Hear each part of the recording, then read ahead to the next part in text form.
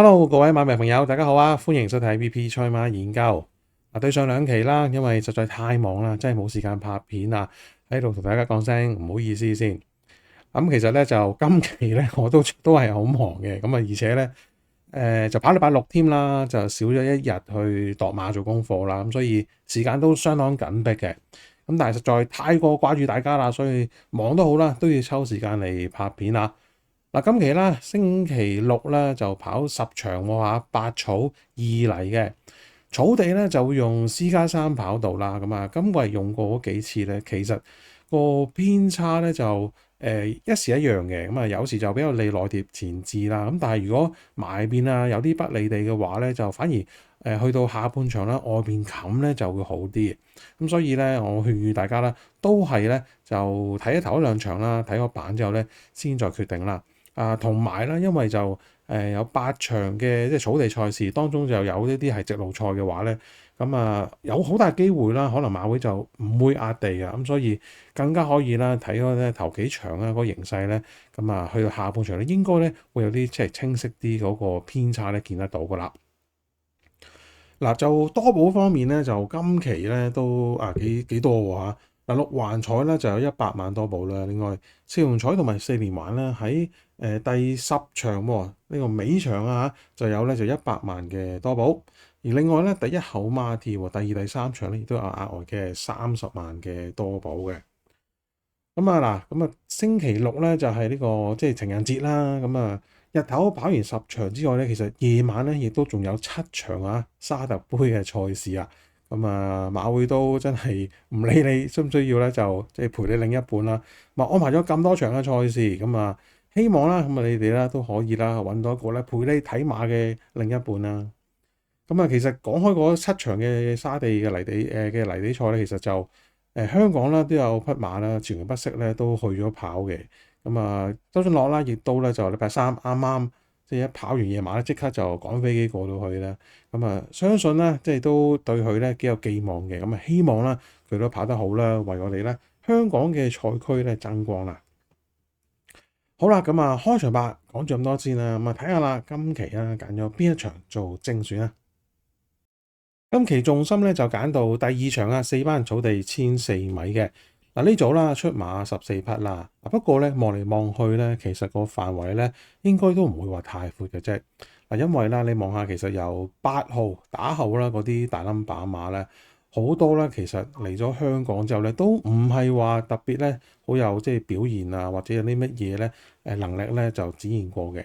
你話叫做曾經即係近過嘅有10號啦，加州勇勝啦，叫做跑個位置咁啦。但係其實都係冇乜威脅嘅。今次就配潘頓啦，但係排咗12檔喎啦，唔容易克服嘅。我自己覺得咧都係機會一般嘅啫。而另外啦，13號嘅海船幸運呢匹就叫即係識得贏嘅馬啦。喺4班孭住輕磅，本來咧都即係可以考慮嘅但係咧就抽咗個14檔。即係形勢上咧就比較吃虧一啲啦。所以咧最多啦都係攞嚟做即係3重彩嘅配腳啦。你話買 Q 甚至 Win 咧，我就唔會諗佢啦。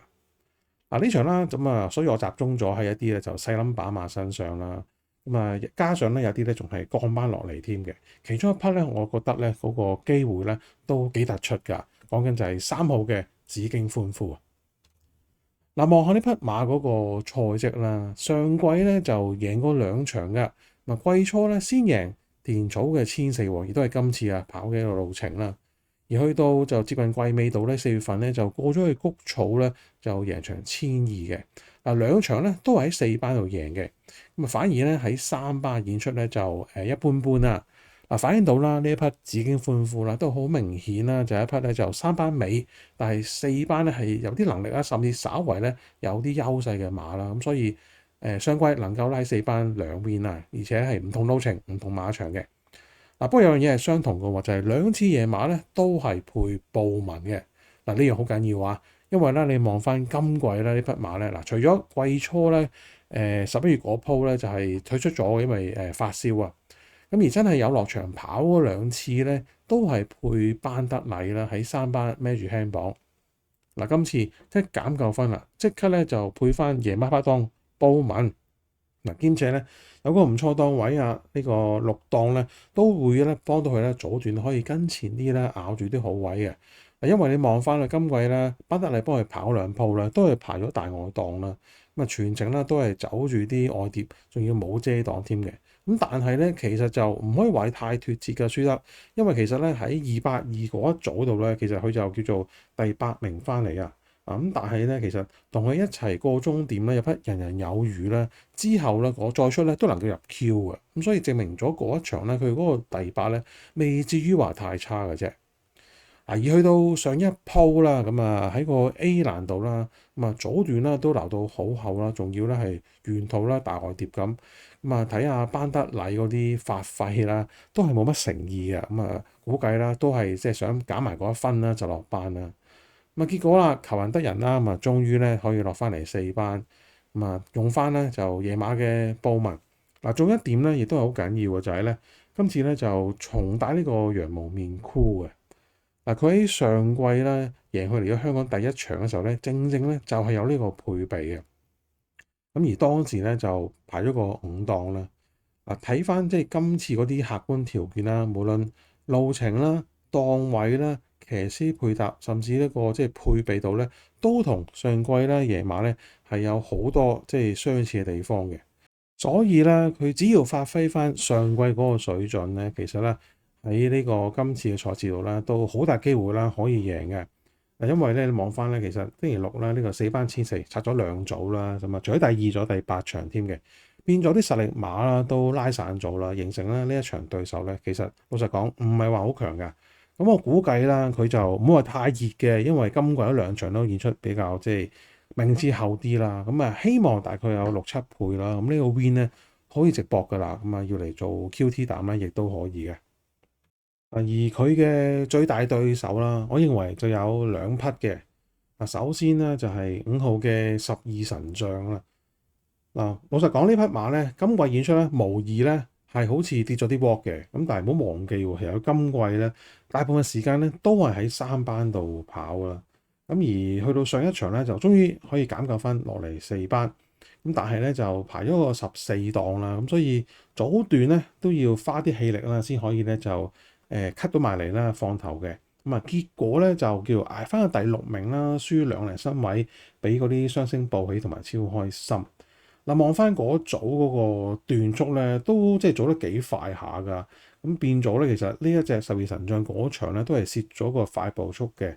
咁今次嗱無疑啦，都係13檔啊。咁啊有機會咧，都係咧要即係早段都要花啲氣力買嘅。不過咧，今場嘅快馬可能比上一鋪咧會少啲。咁如果啦可以俾佢自己啦，即係控制住步速咁啊，順住放翻嚟咧，咁啊都有機會啦，憑死數班底喺度咧就入到圍嘅。咁啊，佢都一定會係冷門10零倍嘅馬啦。咁所以咧，我自己咧都會諗埋佢。咁啊，如果佢可以同3啦困呢條 Q 嘅話咧，都會幾好分㗎啦。咁啊，另一匹實力馬啦，都冇得唔揀嘅就係4號活力拍檔啦。咁啊，今季即係叫做服役以嚟跑咗3場啦，咁啊1 win 2個位置啦。咁所以呢啲咁準嘅馬啦，都冇得咧就放棄佢嘅。咁唯一今次嗰個即係擔憂就係話個磅啦，就加到133磅啦。咁即係對一匹叫經驗比較少啲嘅馬嚟講咧，可能都會帶嚟啲壓力嘅。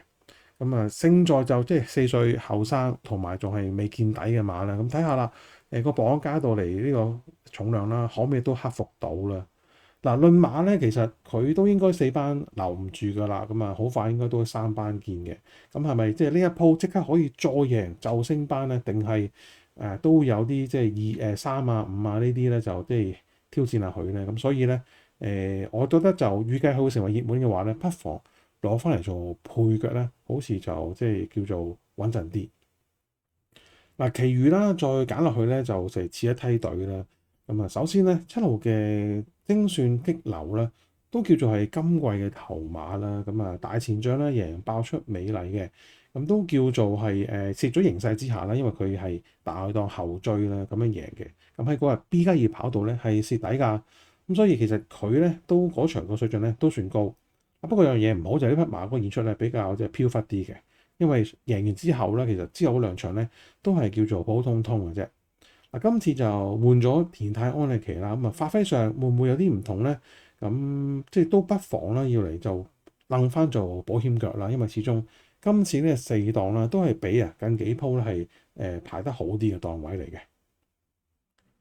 最後啦，介紹多一匹啦，都有機會係冷腳身份啦，就係6號嘅光年情長啊！呢匹馬其實今季演出咧就暫時啦，係叫上一場近近地啦，就跑咗個即係第4啦。咁你可以話咧，佢係賺咗個即係內碟啦，因為嗰日排一檔嘅。咁輸俾小木高球啊、凌厲標區。咁其實呢兩匹咧都係啲即係幾有能力嘅馬嚟嘅。咁呢匹4歲馬啦，同佢北半球啊添啦。咁見到佢咧開始咧慢慢有接近走勢咧，應該咧都慢慢嚟緊㗎啦。喺埋門咧就艾杜拿咧就幫佢試咗個閘咧，咁泥地1000米閘啦。見到佢咧可以咧就擺喺前面走之餘咧，個灌注力咧都增強咗啊！翻到嚟咧同匹紅愛社咧差唔多位置咧就過終點嘅啫。呢啲馬即係插班喺3班咧，跑幾鋪慢慢減咗嚟4班咧，可能開始有啲即係反彈嘅能力㗎啦。咁加上頭先講過啦。精算激流咧，艾杜拿騎開啦，都放手喎，揀其一匹光年情長咁會唔會即係心中有馬咧？咁所以大家啦都唔好忽視匹6號嘅光年情長啦。好啦，我自己覺得啦，呢一場個範圍咧，大致上咧都係咧咁上下嘅啫。睇下啦，真飛投注啦，點樣買法啦？嚟到今次嘅第2場啦，咁我嘅心水咧就有4匹馬㗎，分別係3號嘅紫荊歡呼、5號十二神將、6號光年情長同埋7號嘅精算激流嘅。先買啦4匹互村嘅連人位先啦。然之後咧再攞啦我自己嘅首選啦，3號紫荊歡呼做膽啦。除咗都拖5、6、7之外啦，就掕埋啦呢匹隔晚大熱門啦，4號嘅活力拍檔做保險腳啦，一膽4腳都係買連人位嘅。今期總投注啦就係300蚊嘅。大家如果中意條片嘅話啦，歡迎喺下面俾 like 同埋留言啦。如果仲未訂閱啦，就記得喺下面撳個訂閱掣，撳埋個鐘仔啊。咁以後每次有新片咧，都會第一時間收到通知噶啦。其他各場心水啦，我會喺星期5嘅深夜登喺 YouTube 嘅社群分頁度噶，大家都記得喺嗰邊俾 like 支持啦。好啦，跑埋啦星期6嘅賽事之後咧，嚟緊咧就去到初3先至咧再跑馬啦。到時再拍片同大家拜年啦。祝各位星期6贏多啲，拜拜。